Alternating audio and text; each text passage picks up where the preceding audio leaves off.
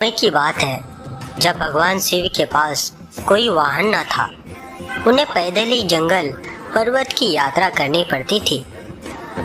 एक दिन माँ पार्वती उनसे बोली, आप तो संसार के स्वामी हैं, क्या आपको पैदल यात्रा करना शोभा देता है? शिव जी हंसकर बोले, देवी हम तो रमते जोगी हैं, हमें वाहन से क्या लेना देना, भला साधु भी कभी सवारी करते हैं। पार्वती ने आंखों में आंसू भरकर कहा, जब आप शरीर पर भस्म लगाकर, बालों की जटा बनाकर, नंगे पांव कांटों भरे पथ पर चलते हैं तो मुझे बहुत दुख होता है। शिवजी ने उन्हें बार बार समझाया, परंतु वह जीत पर अड़ी रही। बिना किसी सुविधा के जंगल में रहना पार्वती को स्वीकार था, परंतु वह शिवजी के लिए सवारी चाहती थी। अब भोले भंडारी चिंतित हुए, भला वाहन किसे बनाए। उन्होंने देवताओं को बुलावा भेजा। नारद मुनि ने सभी देवी देवताओं तक उनका संदेश पहुंचा दिया। अब सभी देवता घबरा गए। उन्होंने सोचा, कहीं हमारे वाहन न ले ले। सभी कोई न कोई बहाना बनाकर अपने अपने महलों में बैठे रहे। यहाँ पार्वती उदास थी। शिवजी ने देखा कि कोई देवता नहीं पहुंचा है। उन्होंने एक हुंकार लगाई तो जंगल के सभी जंगली जानवर आ पहुंचे। शिवजी ने उनसे कहा, तुम्हारी माँ पार्वती चाहती है कि मेरे पास कोई वाहन होना चाहिए। बोलो कौन बनेगा मेरा वाहन। सभी जानवर खुशी से झूम उठे।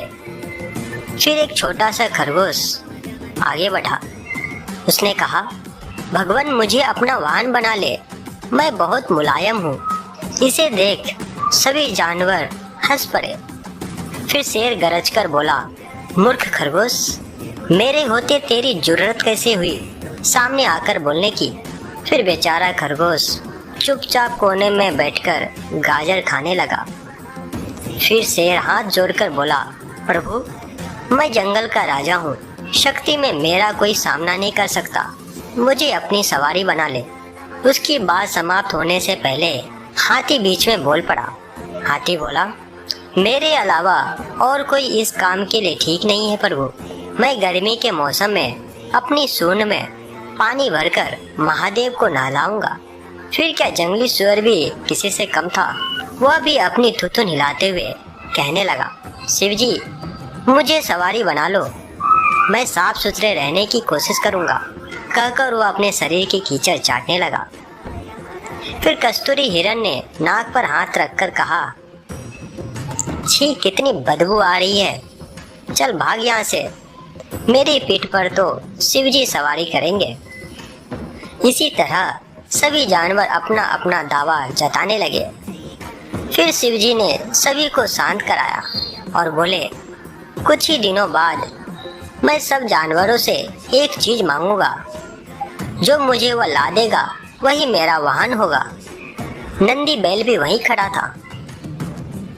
उस दिन के बाद से वह छिप छिप कर शिव पार्वती की बातें सुनने लगा।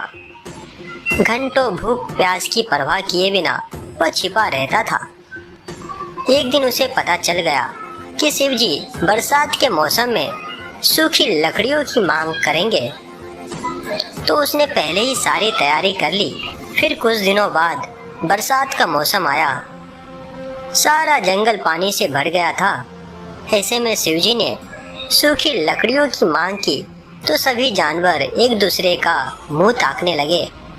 फिर नंदी बैल गया और बहुत सी लकड़ियों के गट्ठर ले आया। फिर भगवान शिव यह देखकर बहुत ही खुश हुए। वे मन ही मन जानते थे कि नंदी बैल ने उनकी बातें सुनी है। फिर भी उन्होंने नंदी बैल को अपना वाहन चुन लिया। इस प्रकार नंदी बैल भगवान शिव के सवारी बने। फिर सारे जानवर उनकी और माँ पार्वती की जय जयकार करते लौट गए। तो दोस्तों उम्मीद करता हूँ आपको आज की वीडियो पसंद आया होगा। पसंद आया हो तो इसे लाइक शेयर जरूर कीजिएगा और ऐसे ही ज्ञानवर्धक वीडियोस के लिए आप हमारे इस चैनल को सब्सक्राइब जरूर कीजिएगा।